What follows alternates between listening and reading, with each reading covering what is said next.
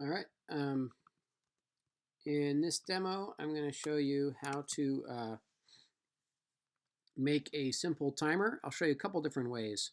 Um, all right, so one of the simplest things you can do, my game canvas library gives you already an elapsed keyword, which will tell you how long has elapsed since you started making a drawing. So if you wanted to just make a timer, you could just say fill time, and then you could just put the elapsed fill text, put the elapsed value in there, and stick it on the screen. And there goes the elapsed timer. That's in milliseconds. So if you want it in seconds, you have to divide by 1,000. So I could just change that to seconds. And there's the timer in seconds. Let me make this a little bit bigger so you can see.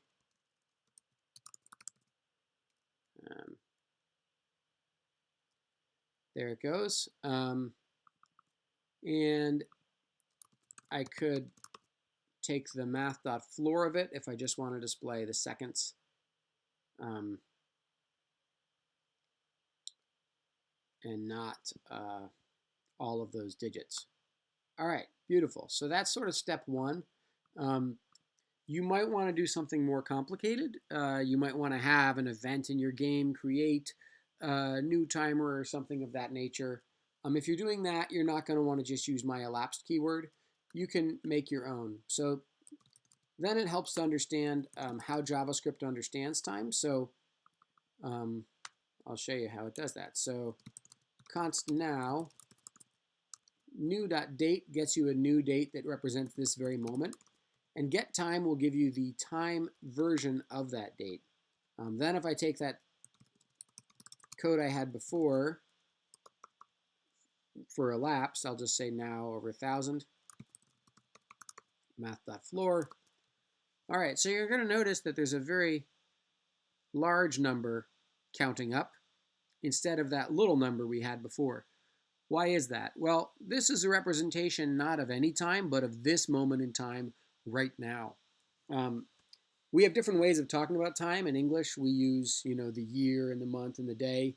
So we just count in English, the number of hours and minutes and seconds from midnight of that day, and then we represent the day in another unit and the year in yet another unit, and so on and so forth.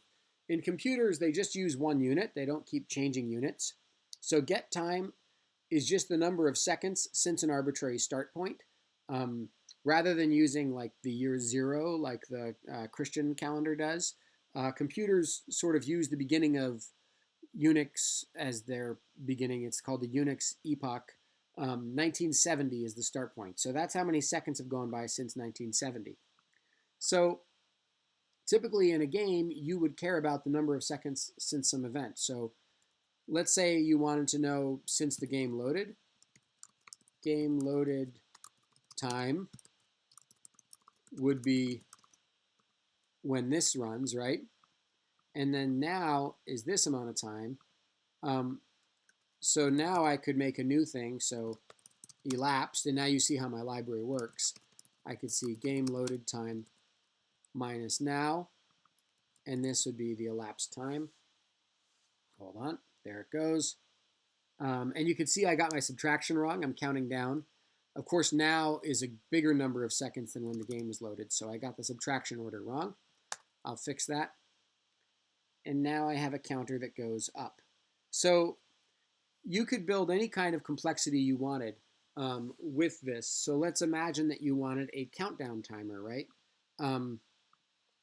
So we could think about that as, let's see, const game end, game loaded time, plus, let's say the game will end in 15 seconds. If you don't like writing the thousands, you could set up a constant, just s to mean, and you could write 15 times s. That might look clearer to you. In other words, the game will end in 15 seconds, right? So now, instead of a left, I would say time left is going to be game end minus now. math floor time left.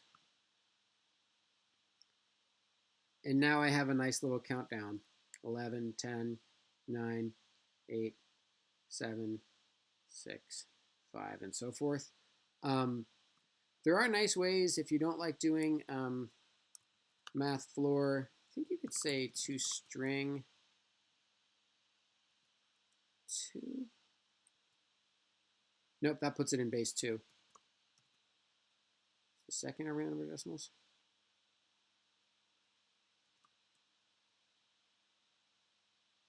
Well, that puts it in 3 decimals if you'd rather do that way. So there's different ways. You can Google how to get the right number of numbers. I'm going to go back to math.floor.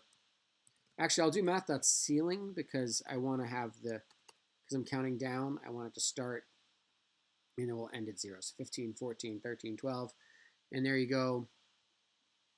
It'd probably be better instead of 15 left to have a game length. So make a constant for that. 15 times s.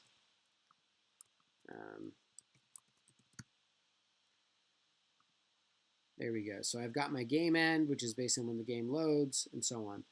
In your game, you probably would build this in a more complicated way. You might have some event that starts the game. I'll just show you quickly how that would work. Let me go ahead and game add click handler. And I'll make a click handler that just when you click will just restart the game. So now this game loaded time should probably change to like start time, and it's going to become a variable instead of a constant. All right, and then all that will happen is when we click, I'll make the start time equal new date get time. So now every click, should restart the timer, and it's S. So obviously you wouldn't want to just make every click restart your timer. You'd have some other logic. But there you go. That's the end of this timer tutorial. Hope it was helpful.